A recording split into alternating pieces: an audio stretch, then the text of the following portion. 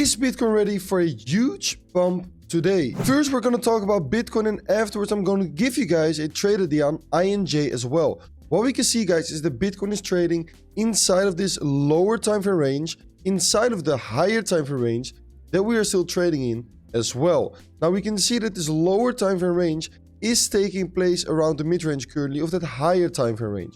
Now what I want to do is analyze the fact that we are currently trading below the higher time frame range, mid-range, right?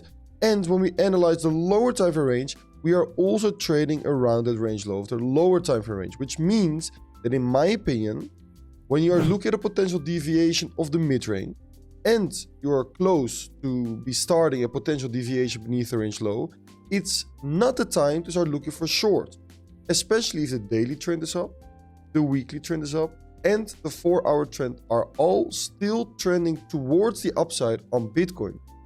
In that case, in my opinion, there's never ever the possibility of even thinking of a short position. If the weekly, daily, and 4-hour trend are up, we are trading beneath the mid-range, so potential deviation below the mid-range is going on, and on a lower time frame we are trading near the range low. In that case, if you start looking for shorts, I think you're delusional. That's honestly my opinion. I think, at least according to my trading system, there's never ever the case right now that I'm looking for shorts on Bitcoin. Does that mean that I'm simply blindly going to long the price of Bitcoin over here with my stop loss beneath the local low, targeting range highs? Obviously, that's not the case as well.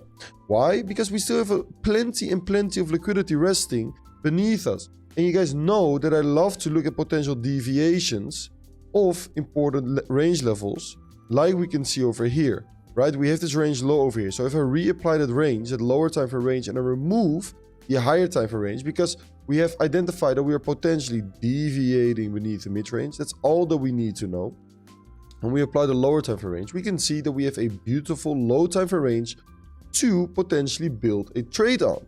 What we can see is range pivot 1, range pivot 2, range pivot 3, and range pivot 4. I don't think you can get 4 cleaner pivots than we see over here. But we also see that beneath this range low, we have an unmitigated liquidity pool, and we have some more liquidity resting over here. Now, what is interesting is that beneath this liquidity over here, we have this breaker block over here for Bitcoin as well. So if I extend this to the right, we can see that this low over here that I just marked out is basically actually acting as an inducement for this beautiful breaker block that also aligns with that bullish fair value gap that we have over here. Over here we have the bullish fair value gap as well, exactly aligning with that bullish breaker block, and that is some beautiful confluence. So that means that we have liquidity resting beneath the range low, we have the breaker block acting as confluence. So what I'm personally looking at for a high probability trade for Bitcoin is a potential deviation beneath this low time frame range low, in which we may or may not tap into this breaker block as well, a reclaim. And once you start confirming this deviation over here beneath that lower time frame range low, you won't only reclaim the range low, but when I reapply that high time frame range, which we are seeing over here, in that case we are also going to potentially confirm the deviation below the mid-range. Now once that deviation is confirmed, alongside the deviation of the range low, we know that the next move should be towards the range high liquidity pool. So the kind of trade that you would be looking at in that case is wait for a retest after the deviation has been confirmed, stop loss beneath the local low, and as a first target, targeting the lower time frame range high. That already offers a beautiful RR of 3, which is more than worth it. When we target a mid-range liquidity pool over here, that already offers an RR of 2.08, which is already a decent RR as well. Now afterwards, Bitcoin is potentially going to enter price discovery mode once it reaches a new all-time high. So you want to keep a move back for potential higher targets.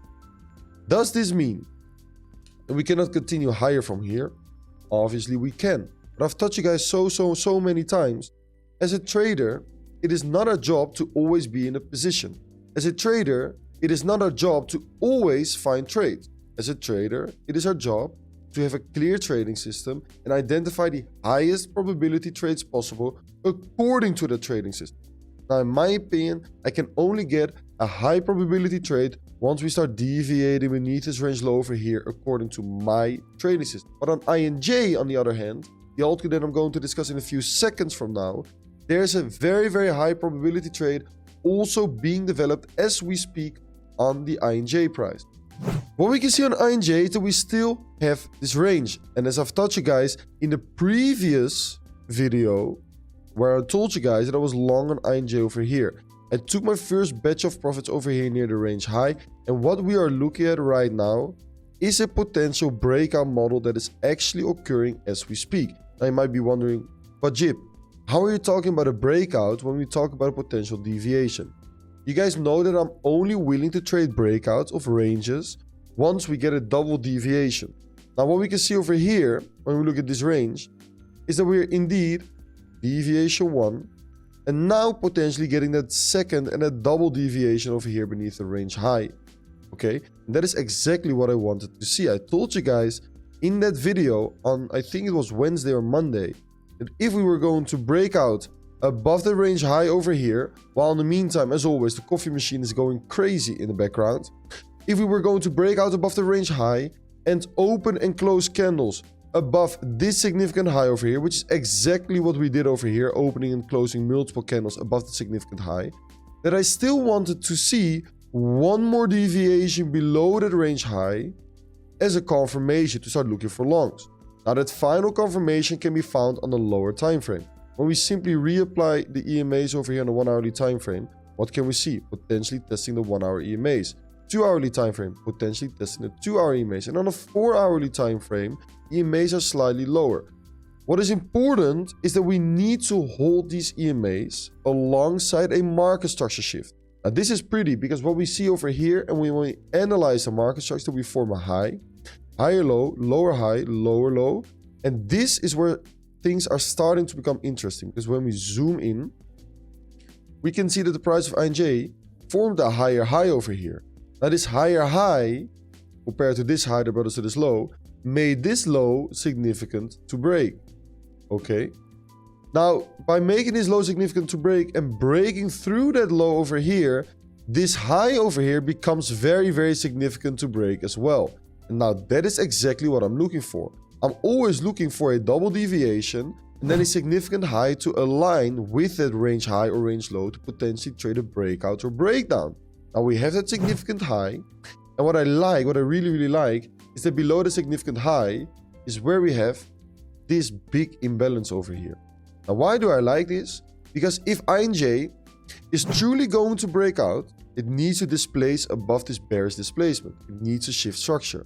Now if it can do both of that alongside breaking out above that range high level one more time, I think we have ourselves an A++ setup and a very, very high probability trade to ride it all the way towards new all-time highs. And this can be a massive, massive trade. But to get to that trade, we need one more confirmation. And that confirmation, guys, is a candle open and a candle close above that significant high over here. Get that candle open, get that candle close, play the retest, for example, inside of that inverse fair value gap. That's where you get your entry at the top of that fair value gap.